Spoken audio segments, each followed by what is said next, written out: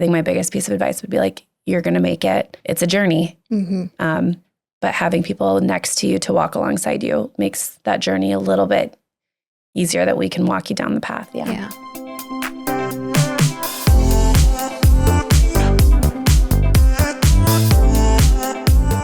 Welcome back to the No Fit Too Small podcast. We are so glad you are with us today. And I am so excited to introduce today's guests, Haley and Kaleb Admire. Thank you for making the trip to come spend some time with us today. Thanks for having us. Thanks for having us. Yeah. And we're just going to start with maybe having you guys tell us a little bit about yourselves. Where are you from? How did you meet? Let's talk about your family a little bit. Yeah. So I'm originally from Waukee.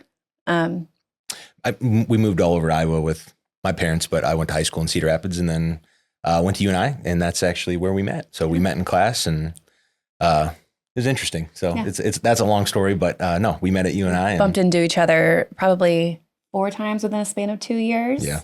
And then, just all kind of. We'll go there.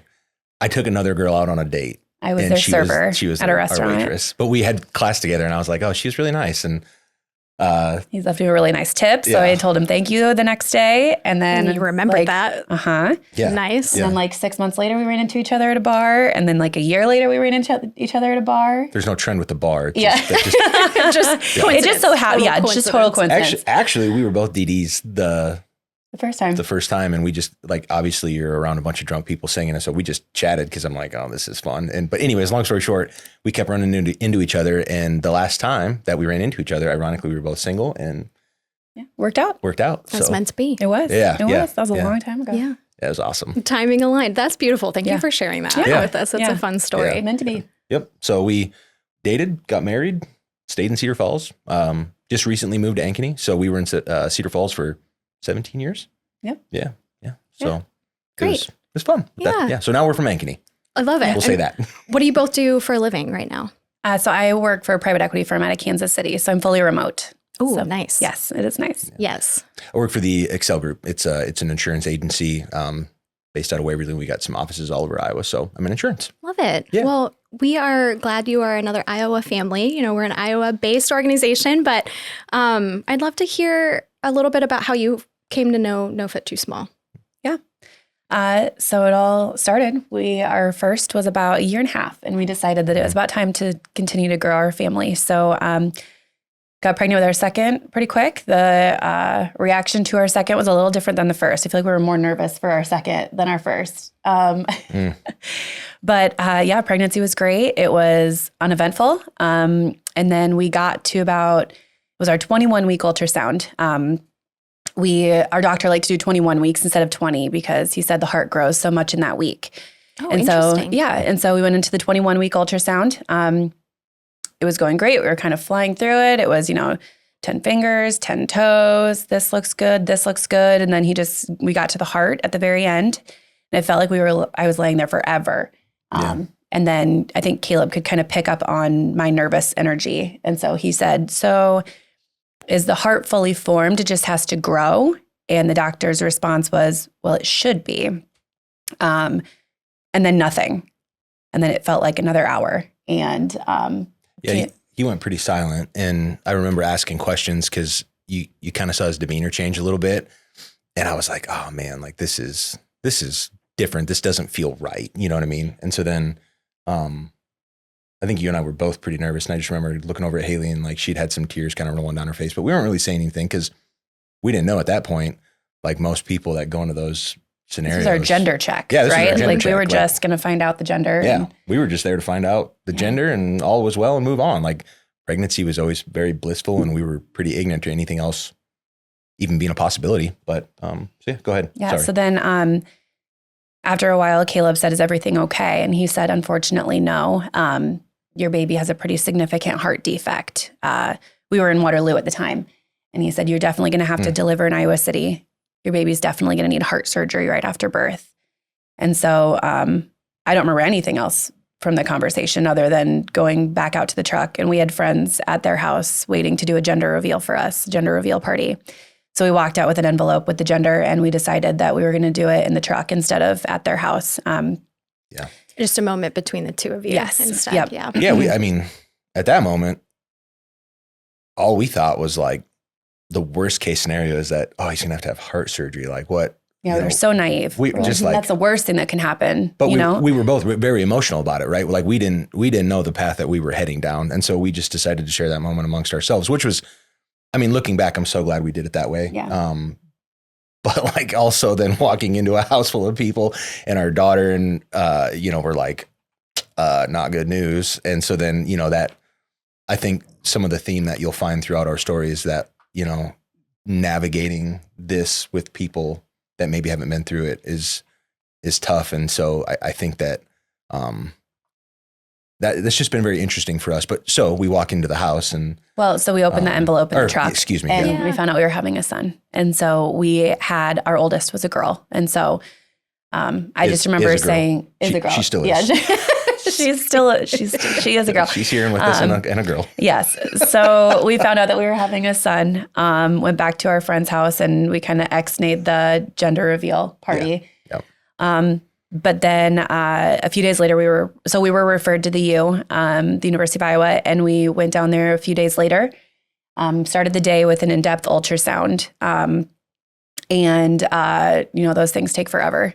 And so after the ultrasound, the doctors and the nurses came in and he kind of sat down and rolled towards us. And it was very obvious that it wasn't good news. Yeah, that I vividly remember sitting there and we had one ultrasound tech kind of, doing what they do. And it was very weird. Like all of a sudden 3 or 4 people roll in the room and Haley and I are both just like, oh no, this is not good. Like we were like, this is not good.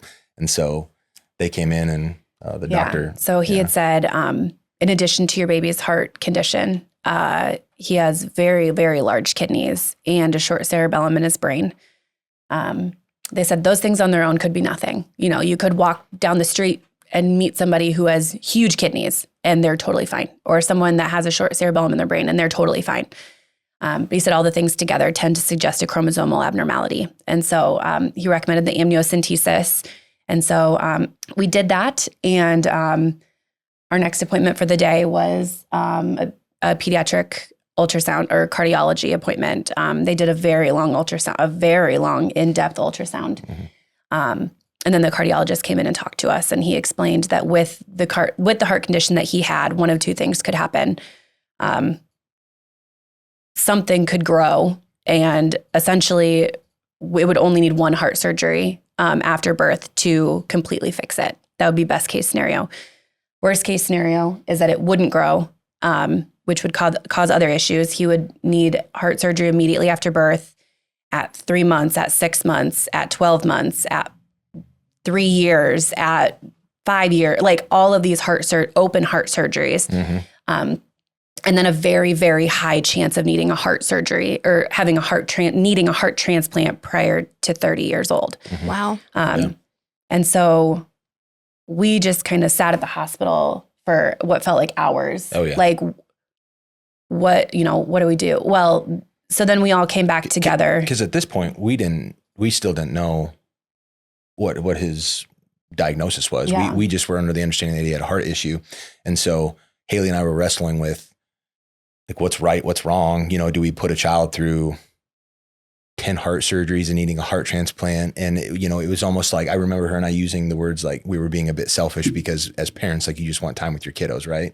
And so having not knowing his diagnosis, we were still under the assumption that it was our decision to make. And so we got back together with the doctors and they essentially said, not having the amniocentesis results that could take up to a week. They said it could be all of these really scary things, right? They listed off a bunch of things that it could be and super scary, but it also could be nothing.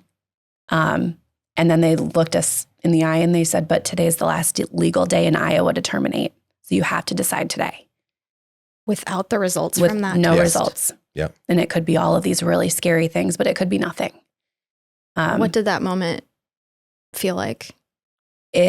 Impossible. Like there was no,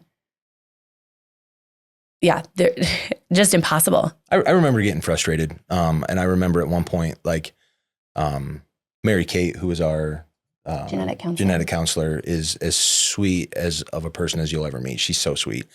And in doing her job, you know, and making sure that we were made abundantly clear of the facts and what diagnosis they could give and what they couldn't give. And I think Haley and I at that point got a little bit overwhelmed with needing to try and make decisions that we really didn't have answers to. And so I think I maybe abruptly asked her to leave and that we wanted to talk with somebody. So we ended up talking to a chaplain there at the church, at the hospital.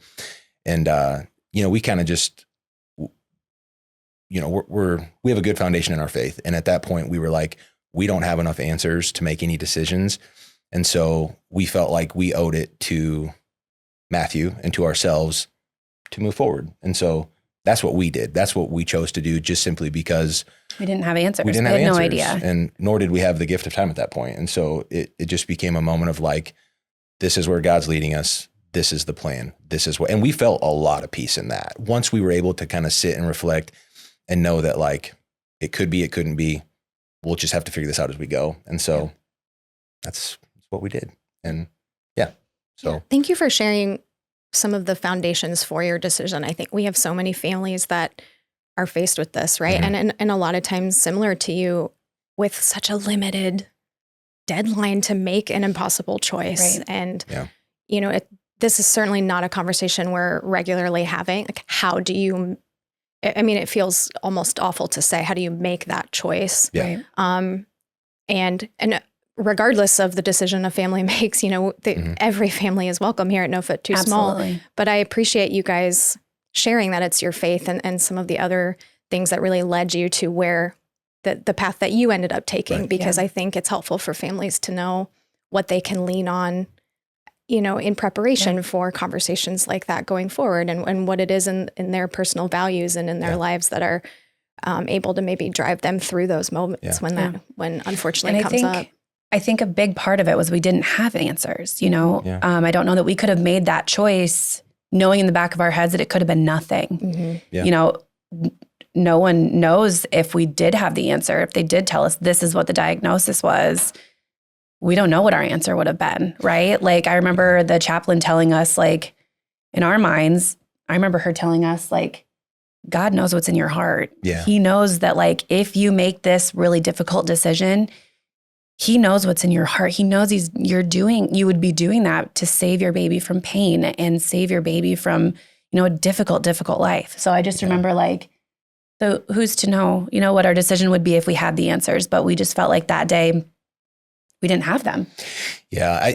I think that as we kind of recall some of those memories and we discuss it, like I've oftentimes used the term like blissful ignorance, especially when it comes to pregnancy, because, you know, as you'll find, like as we started to kind of unroll this path that we went down, we didn't think there was anything that we would ever, I mean, who thinks that they're going to go through something like this until it's here and now, and like, now you got to make these decisions. So yeah, it just, shout out Libby. She opened our eyes to it. So it was awesome. But for her to give us kind of that piece in it. So yeah, it's interesting. I'm finding, I think the word naive has come up in every conversation we've had so far.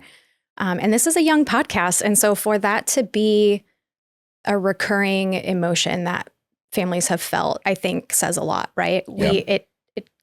It's clear we don't have the education and the resources available, enough of them for families to go into a pregnancy with the awareness of every possible scenario. We also don't want them to have that, right? Like, the blissful ignorance was so great. Like, with our first, we're just like, oh, nothing's going to happen. This is amazing, until like you're smacked in the face with, oh, this didn't even like register to me as an option, you know? Like, so I think it's a mix between, like, it's good being knowledgeable so that if something does happen, but it's also like, the blissful ignorance is really nice, you know? Like, we see couples on the way down here. We were talking about our story together, and we drove past a car with a couple with a brand new baby, and we're like, ugh, like, I just got done crying, so I'm like, of course, like, exactly, get smacked in the mouth with that, which is okay, but and you know, I mean, as we continued on that day, I mean, I think that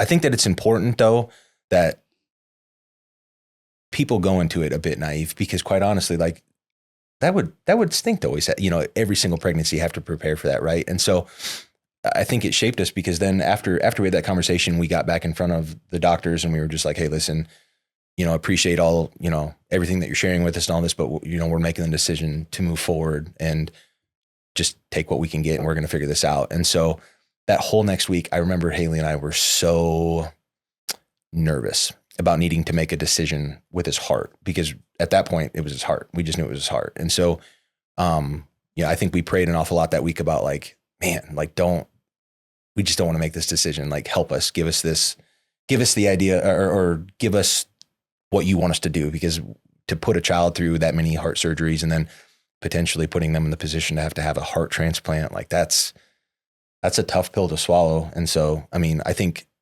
inevitably our prayers were answered, unfortunately, when we got his diagnosis about a week afterwards, right? Yeah, about a week after we got a call from the genetic counselor letting us know that the results from the amniocentesis came back and he was diagnosed with trisomy 13, which is not compatible with life. So while we were absolutely heartbroken, we knew that like God had answered it. Like he took the decision off our plate. It was, he made the decision. And while it was incredibly difficult, that we felt like that the pressure was off of us for having to make that decision. Yeah. Yeah. Which, as you go through the story, it's, we're glad that everybody wants their children here with them on earth, but I'm glad that decision was made for us. So, but yeah, so then, we find all that out and kind of trudge forward. That was a really tough pill to swallow. And so like at that point, then you start navigating, well, how do we tell friends and family? How do we tell Kenna, our daughter, like our 2-year-old at that time? And like, thank goodness for us, there was resources, at the hospital. But Haley, kind of the introduction to No Foot Too Small, I'll let you. Yeah. So shortly after his diagnosis, Kenna's daycare provider had told me, she's like, I work out with this girl named Katie Stedman. I would love to make the connection, but I know she's part of a group called No Foot Too Small. And so I just kind of like, after getting the diagnosis, I dove headfirst into, I wasn't a huge reader at the time, but I was reading all of the books, like trying to prepare myself for what this looks like. I think if anyone saw my Google search history, I would have been put in the loony bin. Like, no. Probably. Well, and I want to pause for a second too, because you're going through all of this, right? What is life like at this point? Are you still going to work? You're still navigating, you're still waking up, caring for another child. You're still showing up in the workplace. Yeah. And then, life was continuing. Everything what was that happening. like? Just having to go through normal daily routine while processing. Yeah. We were kind of laughing in the car. Like we were going back to memories of being in the grocery store and people see a pregnant woman and they're like, oh my gosh, congratulations. I can't tell you the number of times. I feel like people came out of the woodwork. And I'll never forget, I was in Hy-Vee with McKenna and myself, and an older woman came up to me and she's like, oh my gosh, congratulations. Is it a girl or a boy? And I said, oh, it's a boy. And she's like, oh my gosh, I bet your husband is so excited to have a boy. And if you know me, I am very open. I told everybody. If someone brought up my pregnancy, I told them exactly what was going on, even if it's in the middle of Hy-Vee. And so I said, you know what? We are super, super excited to have a boy. And I was like, but unfortunately, he does have a condition that he won't live for very long after birth. And so she was kind of like, oh, I'm sorry to hear that. And then kind of like turned and walked away. So we had a lot of those encounters, but it also gave us the opportunity to bring awareness to it.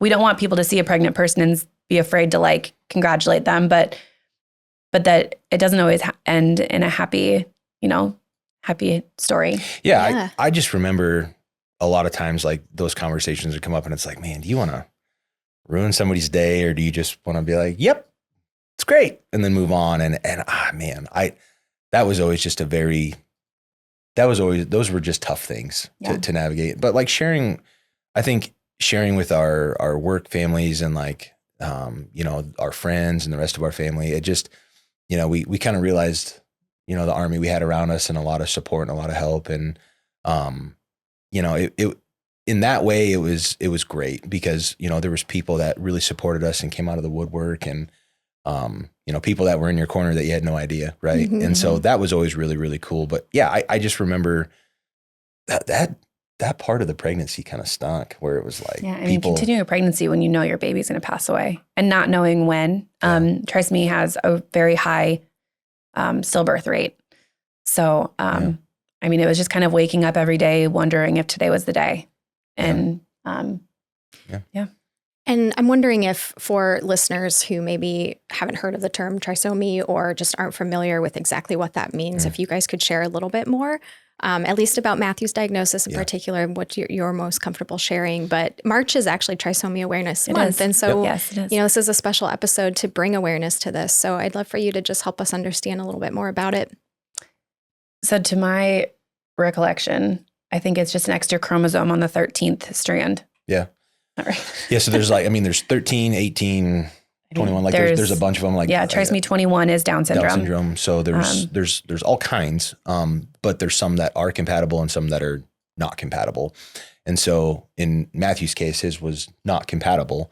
But you know, it can be there's multiple things where it's very high stillbirth rate, but there is a possibility that they could be born alive and could live to 6 months, 1 year. Yeah. So it's like when we just were hoping to get to delivery to get to meet him alive. Yeah. And if that, it was just kind of like, we didn't know if we'd have him for minutes or hours or days or weeks or months. We had no idea what the future held for us. And so we just kind of trudged along just did the best that we could with what we knew. Yeah, and at this point, had you named him Matthew, or were you waiting on selecting a name? You know, we hadn't decided, and we were just kind of waiting. And we came across a Bible verse that's Matthew 28:20, and it's "I am with you always," and that just kind of solidified it for us. Yeah. And we're like, it's Matthew.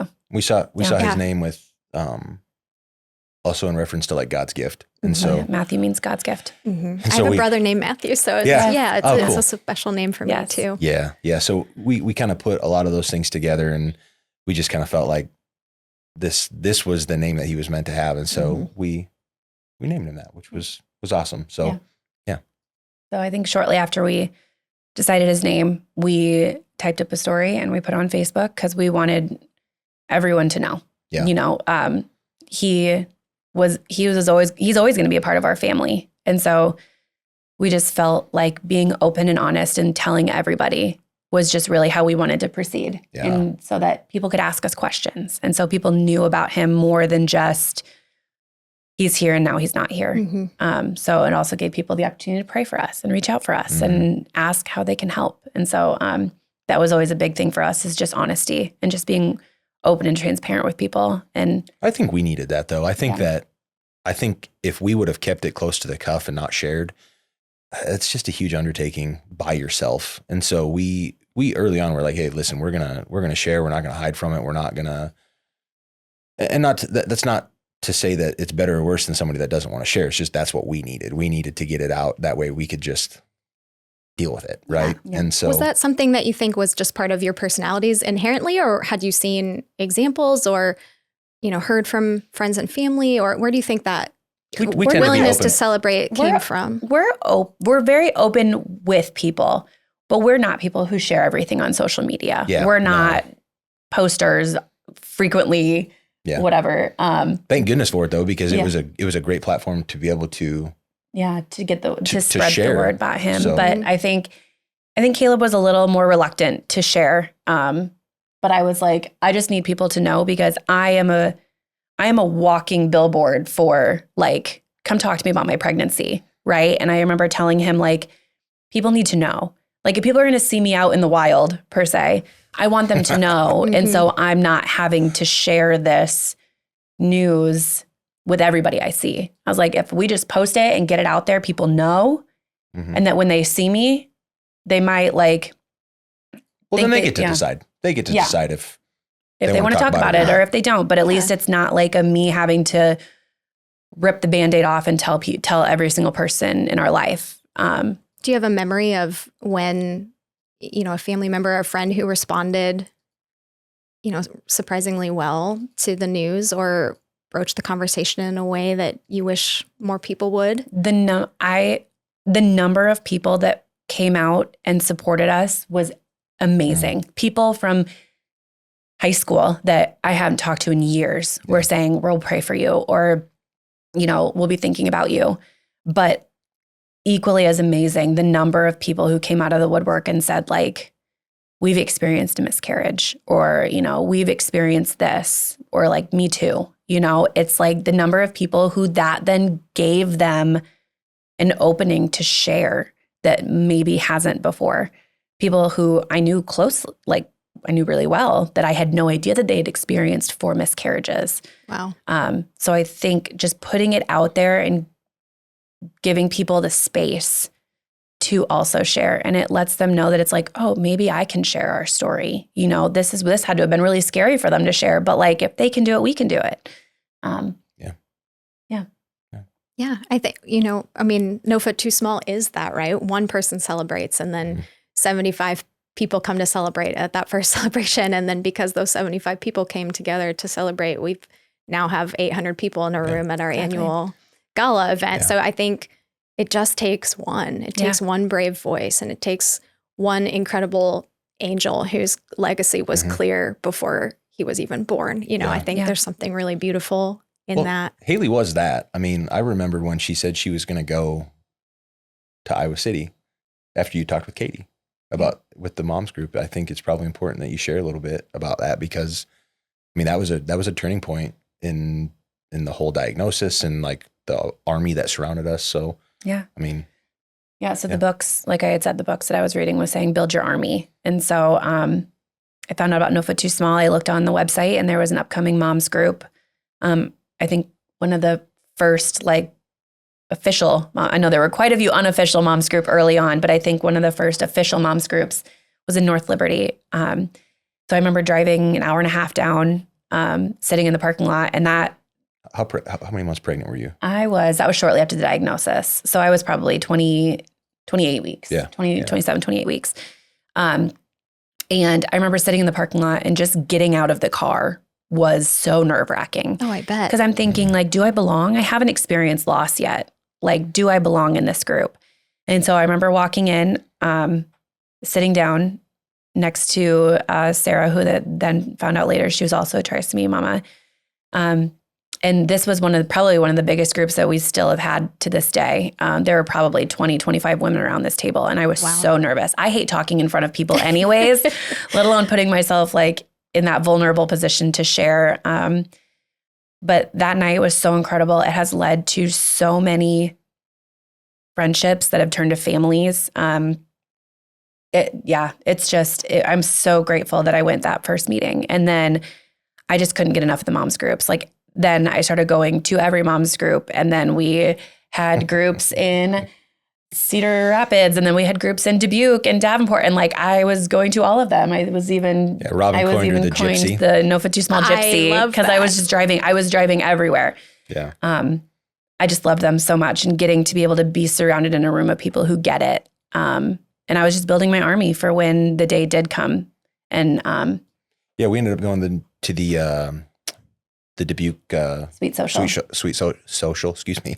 And I remember walking in, and I felt so out of place, because this was the first time I'd been to an event. And, it was kind of interesting when Haley and I were kind of recalling some of the memories and seeing people that, they could go from crying to laughing and dancing and just having a ball. And I didn't really understand it at that time. And it still, I probably felt a little awkward in that moment, but I remember leaving there feeling some peace about what we were going to encounter. And because I think you were 8 months pregnant at that point. I was. Yeah. Yeah. And the Sweet Social would have been to basically fundraise and celebrate the birthing and bereavement suite that we were building in Dubuque. So what an amazing time.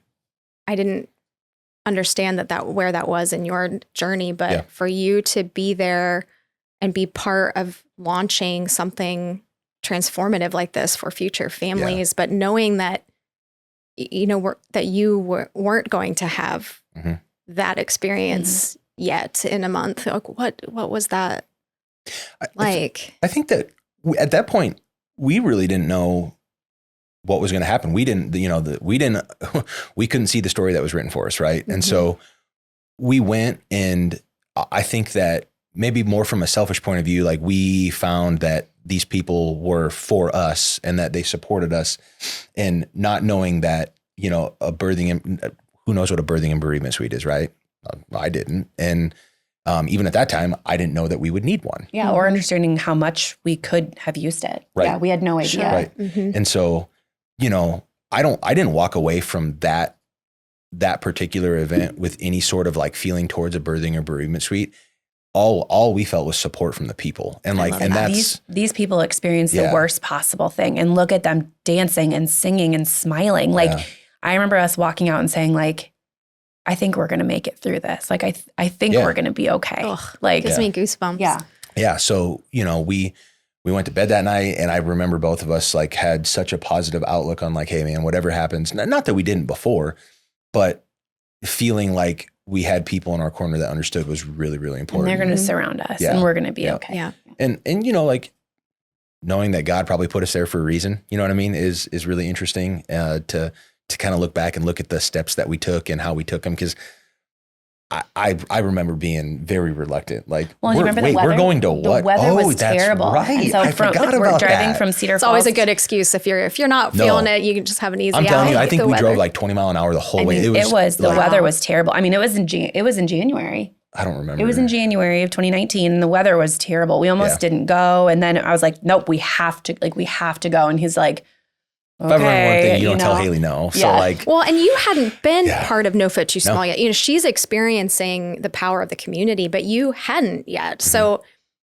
you know, what did conversations look like at home for you? Were you sharing what the groups were like? Were you feeling like you were wanting or missing something like that? Or how did you navigate that differently?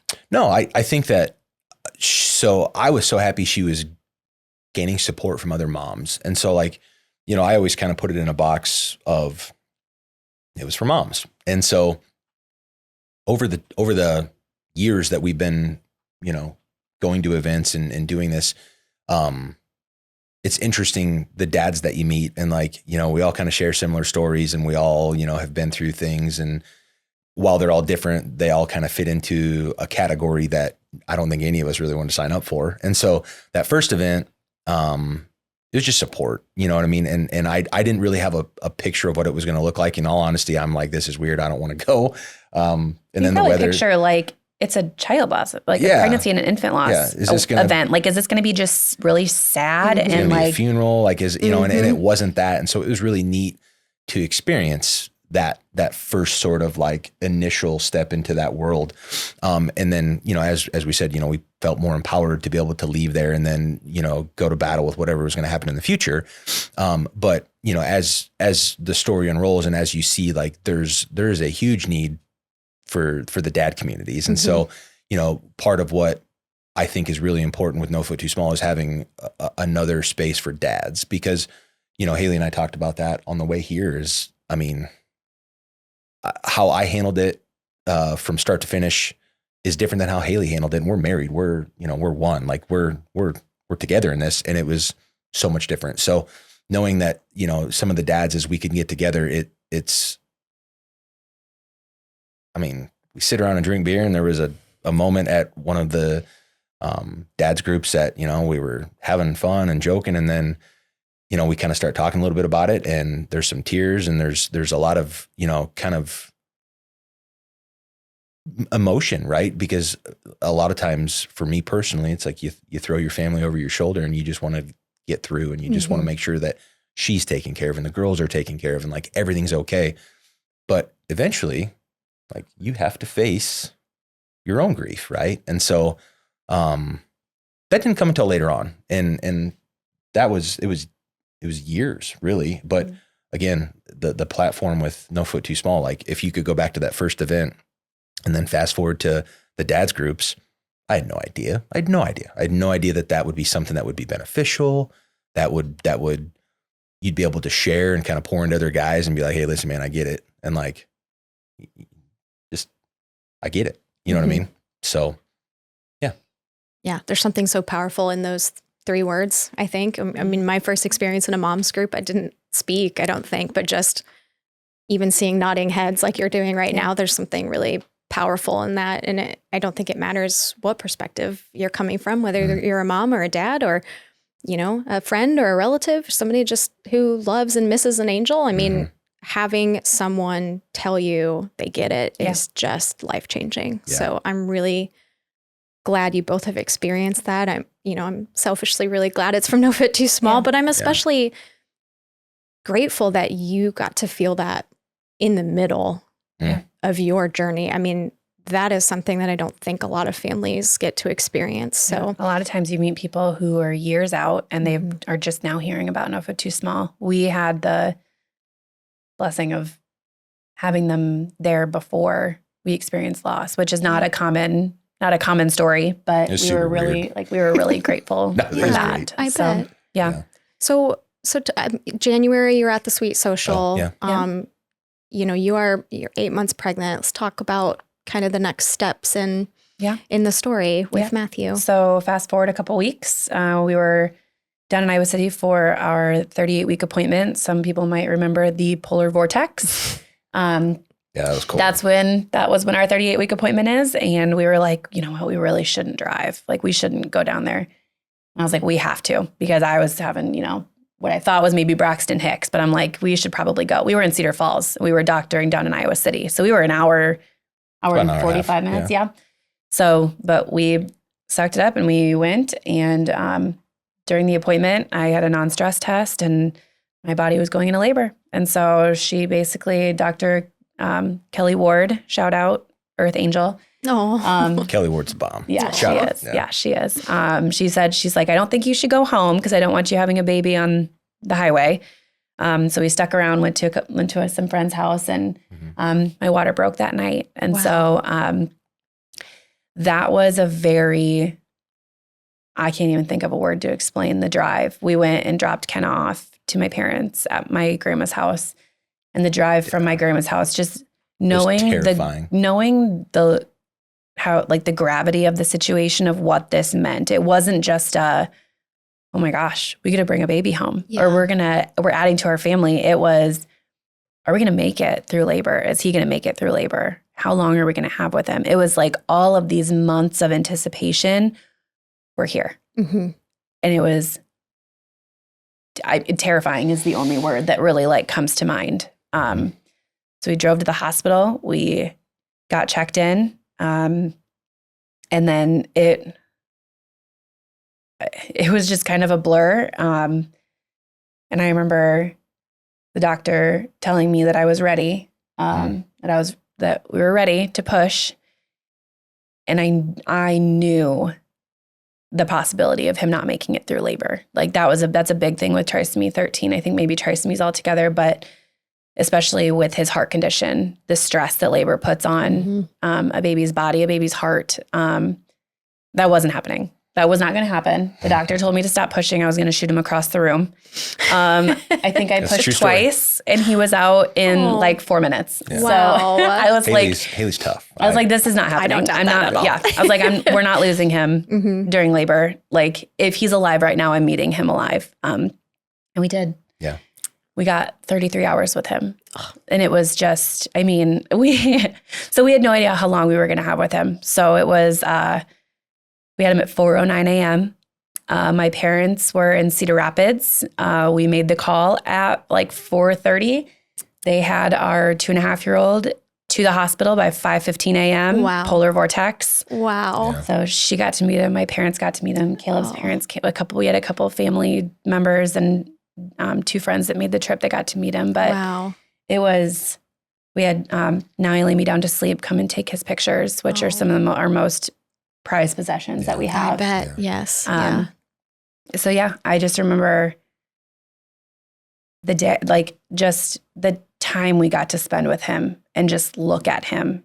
And I think the only time we ever set him down was to change him right after he was born. Right. Other than that, he never was set down at all. Yeah. I think we were awake for 3 days straight. Yeah, with how the timing worked out, and we just didn't want to we didn't want to sleep. Yeah, I think you wouldn't want to waste a minute. Yeah, I think the only sleep we had was, you took a 2-hour nap, and then I took a 2-hour nap, and I think that's the only sleep we got in 3 days. Yeah. So we were living on fumes, but we were not going to take that possibility of missing a single second with him. No. So. Yeah, it was was such a special time with him. And I think that it's interesting because, and this is part of what I share, and to be vulnerable with the podcast, but like, you know, part of why Birthing and Bereavement Suite is so important, was having to say goodbye was so tough. And, you know, we walked through the halls and, seeing the parents, and, you know, there's moms in labor walking and hearing babies. And, that was a really tough moment.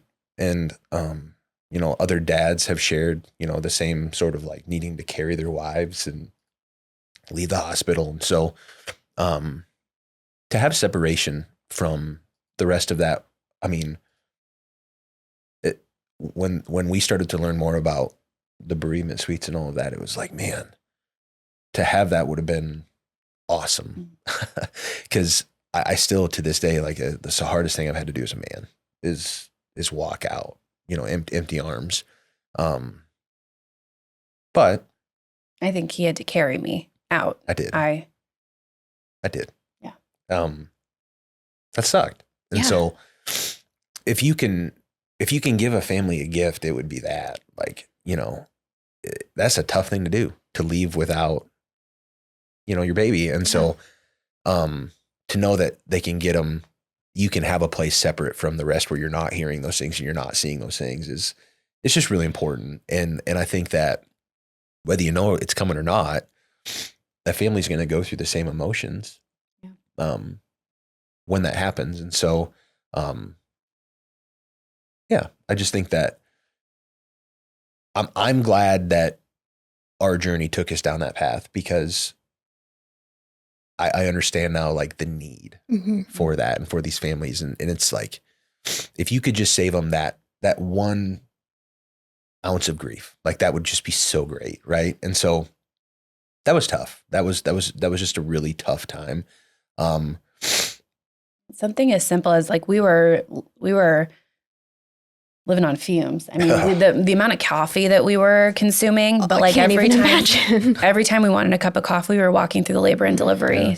Oh, and gosh. so, like, I remember one of our leadership conferences, Robin took us to see the completed suite, I think in Dubuque. And I remember everything was so beautiful. This suite was so beautiful, done to the smallest details. And we turned the corner and I saw a coffee pot, like just a Keurig. And like what looked just like a coffee pot to anyone else, I was just like, that coffee pot made me just cry. Cause I'm like, being able to just like have this serene place where everything you need is right there, you know, like, So it's just such a need for families that just even, like, what a blessing that would have been. Yeah. Well, and what a blessing the two of you are for sharing those memories, because these are the stories that raise awareness that we need a space like that. Yeah. And it's your courage that is helping healthcare providers change the way we care for families navigating loss. It is because of families like you. And I think, you know, people do look at those suites and think, wow, those look like luxury resort hotel rooms. And, you know, on the outside looking in, I think you miss what it is, the practicality in the space, right? It is the small details.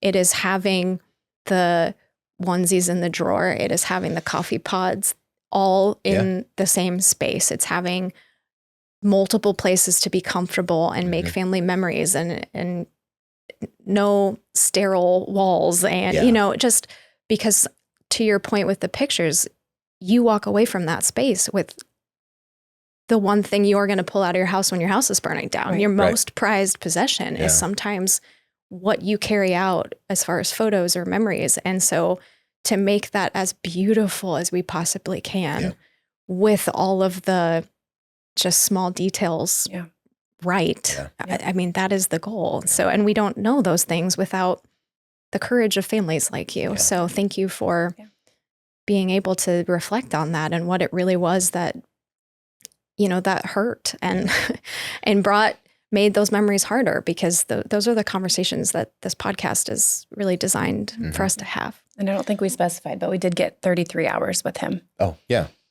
Sorry, That's amazing. Yeah. kind of breezed over that. That's okay. But yeah, it was awesome. And it's funny, 33 comes up often, just little numbers, little things here and there. And, I also think in those moments, some of what I remember too, like Sheila. Yes. Shout out Shout out Sheila. Sheila. Another She was- Earth angel. Oh my I gosh. feel like I need to send gift baskets Oh my to all the gosh. people you're calling out. That might no. have to be something we incorporate It after says this. something that we're 6 years out and we still communicate with them. Yeah. It's- Yeah. She walked along with us and I think it's interesting because I don't know that we've ever shared this, but she came in and she was so somber and I'm just like, and she was always very supportive, but they had another child pass away on the floor that day, stillbirth, I believe. And I don't think people give enough grace to those employees because most people walk up, they have a baby, they leave, they don't think about it. But those nurses, the way that they took that, they were all just like, but they walked with us and Sheila was there with us, but even the staff, like I'll never remember their names, but like, the way that they navigated with us and handled it was, but I couldn't imagine going home and having that on your heart and like having walked through that with us. Cause granted, but they got to go back and do it again the next day and they don't know, Well, but and Sheila and her team did such a great job helping us to like prepare. Yeah. Like what to expect and what it might look like. And I just felt like while the gravity of the day was so strong, we went in having some sort of idea of what we were going to experience and knowing that on the other side, I think Sheila stood outside of our door on his last day for hours. She did. Any second we needed her, she was there. And Wow. for all of the staff that just handled our situation with such grace. We thank you doesn't even begin to explain because his last day could have been so much worse. Oh yeah. If we didn't have that support. We can support each other, but we were both just, You were surrounded by an army. we were. It's And beautiful. we are so grateful for them and for their love, honestly. They felt like family that day and they still do. So Yeah, it was interesting, the way that they reached out. And so, we leave empty arms. It's tough. And I think we drove home that night and slept, just went home and slept. And, having people reach out and, knowing that there was people behind us, those are still waters that you kind of got to go about alone just because eventually reality sets in. And so it did, but, we just had so many people reach out and so much support after he had passed away. But I think with most grief, people are there for that initial kind of wave, if that makes sense. And then as the waters start to calm, you're left with It gets the rubble, quieter. right? It's quieter. Mhm. And that's where I think knowing that we had an army behind us, in No Foot Too Small, people were reaching out, not, it's not like they were relentless, but it was just little check-ins and little things here and there. And so then, as you start to try and navigate what normal life looks like from there again, it was really great to have those people come along with us and go to more events and kind of look your grief in the face and then realize that we can still smile and laugh and things are okay. It sucks, but I'm also glad that I could be Matthew's dad because it's cool. We get to tell a story. And sorry. Yeah. No Foot Too Small has been an awesome place for us to be able to do that. And, Robin and Ryan asked us to be a feature family. So we got to share a story in front of a bunch of people again. And so, it just continues to be a cycle of us having the platform to be able to talk about it. But I think maybe what we didn't necessarily realize would be the case was getting to walk along with other families. Mhm. Right. And, that was something that Haley and I talked about. We just prayed so hard that it not be for nothing. Let's give Matthew purpose. Let's give this whole thing purpose because this sucks. This really sucks, but let's let it not be for nothing. And so what's his legacy look like? Yeah, Right? yeah. We don't want it to just be our story back in 2019. It was walking alongside other families gives us an opportunity to say his name, share his story, but also like his legacy is of love and support. Mm-hmm. And he's as much a part of our life as our living children. Yeah. And I mean, we talk about him like he's down the hall. Like our girls talk about him like he's in the playroom, you know, like, and we're so grateful for that. But No Foot Too Small has given us a place to walk alongside other families who are experiencing the worst thing you can experience, and just being that we get it, we're here, no matter what. So that has been such a blessing. Mm-hmm. We had that going through our situation, and now we get to be that. Yeah. What advice would you give? You know, we've talked a lot about the power in walking alongside others who are getting it. But the reality is we know there's so many families who will follow us in loss, who can't even imagine experiencing this yet, but that day is coming. So what advice would you give to another mom, and what advice would you give to another dad who is going to receive that trisomy 13 diagnosis? You will survive. Like that is like one of my biggest things is in the moment, you don't think you will. You don't see how you can possibly survive without your baby. And it's not easy. The journey is not easy, but really like pour into your support person. Like I am so grateful to have had Kaleb next to me. Like there's no way that I would have made it without him. And like just allow people to help you and allow people to just open yourself up to people. But yeah, it doesn't get easier. How do you say it? It gets easier to live with. But just like carrying their legacy, I think, is just a blessing to be able to do that. But I think my biggest piece of advice would be like, you're going to make it. It's a journey. But having people next to you to walk alongside you makes that journey a little bit easier, that we can walk you down the path. Yeah. This is an interesting one because we were talking about it on the way. And I think that with most dads, I think that we don't really know what to do or say. We can be supportive. We can, you know, as men, it's like you want to support your family, you want to support your wife, you want to do all of that. But I think that allowing yourself to be vulnerable is something that's really tough to do for most men, right? And so I made that mistake. I think that when Haley and I talk about our grief path and like kind of how we both navigated, we did it so much differently, which is okay. Like that's not, it's going to be different. You're not going to grieve the same way as her, and it's not going to be the same for you. But knowing that at some point you're going to have to face it and you're going to have to deal with it. And, you know, like for me, it was a couple years that it took. And so, having the support in Haley, you know, where she's becoming more healthy and things are progressing and dealing with grief. And then all of a sudden I'm like, oh man, like, I don't know that I've really dealt with this the right way, because I just so strongly wanted to make sure that her and the girls were okay. And so, you know, kind of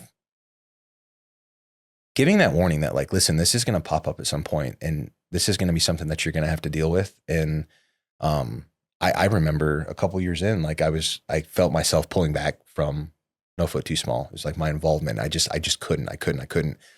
And, getting the help that you need as a dad, it's like, this is going to come up at some point.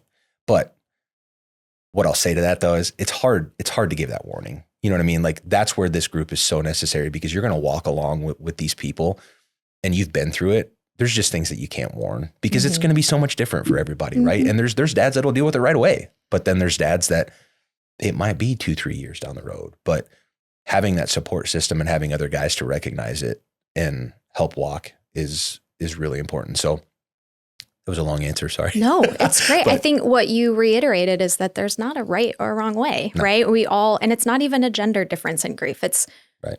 Everybody grieves individually in their own unique way. And so I think these conversations just help raise awareness of what the options are and show examples of things that might help when you're ready and when you need it. And so, it was a perfect answer. There's not a wrong answer. I think that's important to know. But I like to ask this question as our kind of closing question, but if you could say something to Matthew today, what would that be?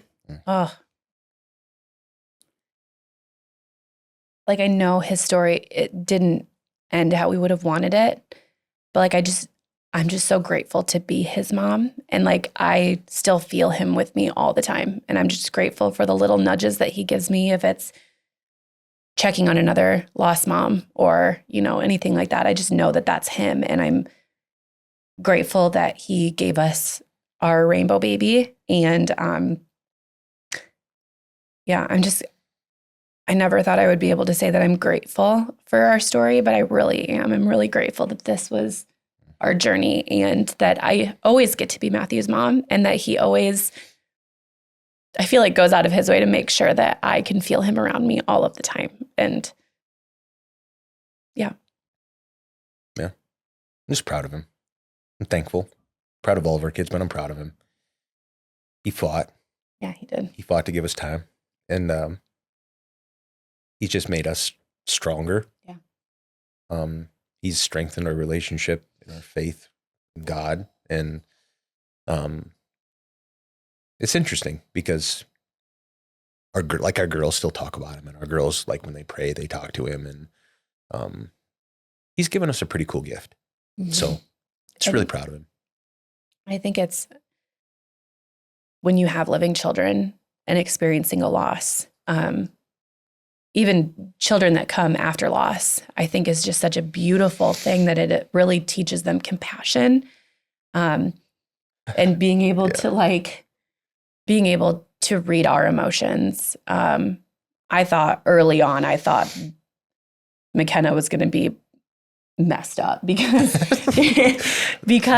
Kaleb worked a lot of hours for work. And so a lot of times it was me and Kenna. And I just remember laying my head, like early on and after he passed, I remember laying my head on her lap and just crying. And I remember her petting my head and saying, "Mommy, it's going to be okay." And I'm like, oh, this girl's going to be so messed up. Aww. But she is so compassionate, and she is so aware of people's feelings around us and her friends. And it just makes them so strong and such like, and they're not like, we talk about heaven all the time, you know, like it's just our life, you know, and we've really just navigated how we talk about loss and how, you know, they're not afraid of that, you know? So I think it's just, I love that. That's just our story. Yeah. And we've just dealt with it. Yeah. So it sounds like he's gifted really something special to each of you, honestly. And I'm sure he's incredibly, incredibly proud of his entire family. Yeah. So thank you. Thank you again so much for taking the time to share your story. We're so grateful for you. And we're so grateful to all of you for tuning in to this really special Trisomy awareness episode. If you are somebody navigating pregnancy and infant loss, we would love to connect with you. We will share all of the ways that you can get engaged with No Foot Too Small in the show notes. We, of course, want to say a very special thank you to Storyline Multimedia for holding space for these really important conversations. And if you are interested in donating and supporting the mission of No Foot Too Small, please visit nofoottoosmall.org today. We will catch you at the next episode.